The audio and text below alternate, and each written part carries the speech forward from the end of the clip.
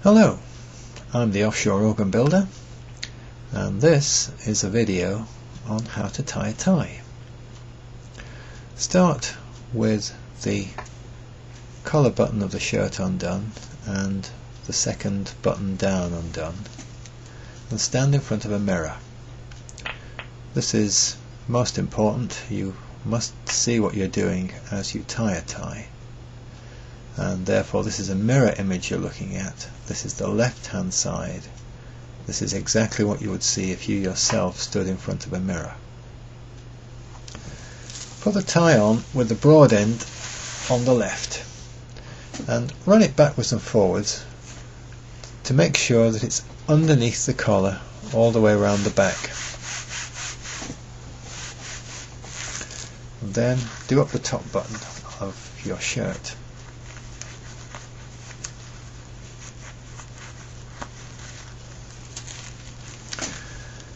With the broad end on the left, pull the tie through downwards on the left until you get to the point where you want to start forming the knot.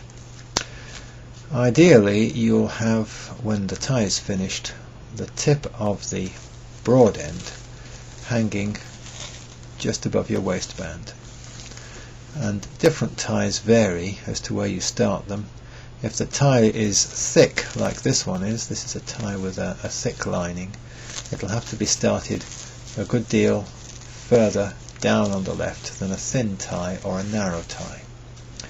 But it's something you'll soon get used to. It's a matter of trial and error.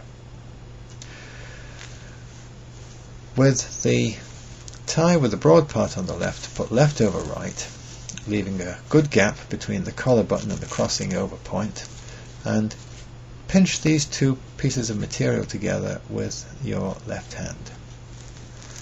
It's most important that the tie doesn't move at this point once you start tying. The right hand now takes the broad part of the tie and passes it under and over like that, and then down through the gap like so. Swap hands so that the material doesn't move, and with the left hand throw over and swap hands again, so that now we have the left hand holding the material together. This will form the front of the knot, and make sure that you have two fingers of your left hand underneath that material in order to create a gap here, which we'll need in just a moment to tuck the tie through, because the right hand is going to take hold of the tie and push it up through the gap, and then down through this opening here where the two fingers are. And as you push it down, it's natural for the right hand to clamp itself onto the back of the forming knot, and the left hand to pull through. At this point, you've actually finished the forming of the knot, except for the finishing off. You can hold the tail of the tie, the narrow bit, and tug the broad bit down to tighten the knot. But there's something to be noticed here, a little detail. This is not a plain tie, as you can see it's a patterned tie, and you may want to ensure that part of the pattern ends up in the middle of the knot when the tie is complete, and there is a way of doing this. As you can see, if I say wanted to put this yellow diamond shape in the middle of the knot, it is a little bit too far to the left, so as well as tightening the knot, I need to move it to the right. And that will happen naturally if I pull on the broad part of the tie here and tighten the knot that way. So put a bit of tension here just to keep it straight, and watch the material, and you can see immediately that diamond shape starts to move to the right.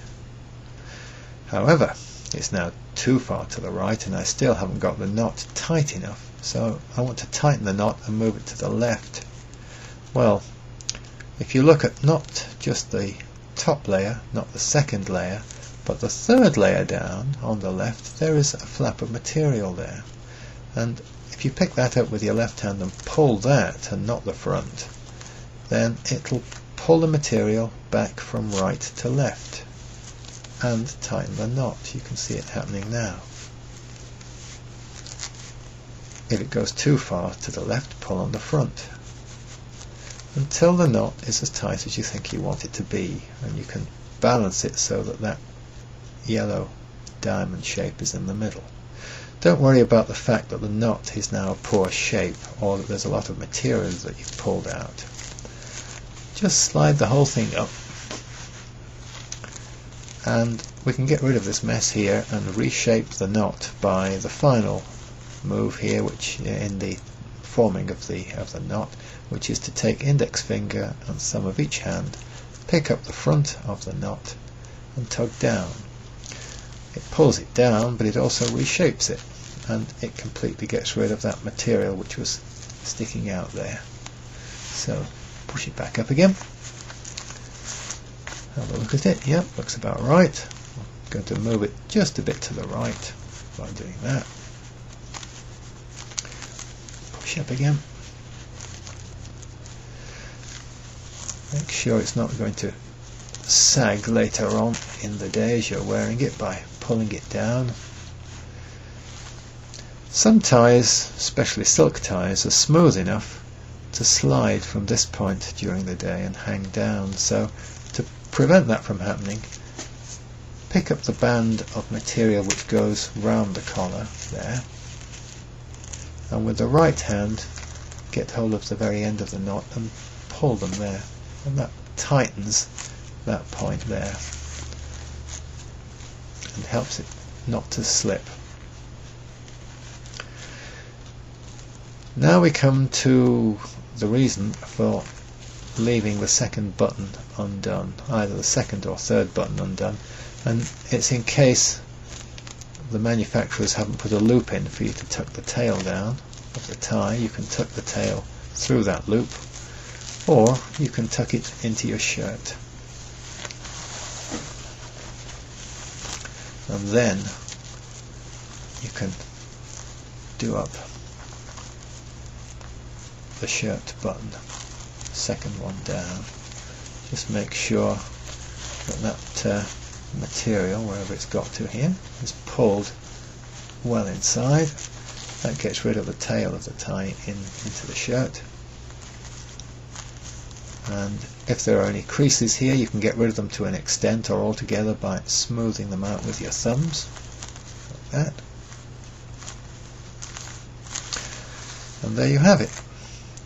The tie correctly tied, the pattern where you want it, correctly pushed up to meet the collar. No need to have the top button undone and the tie hanging down at half mast, and that should remain that way for the rest of the day. So I hope that's been useful to you. Good luck with your tie tying, and goodbye.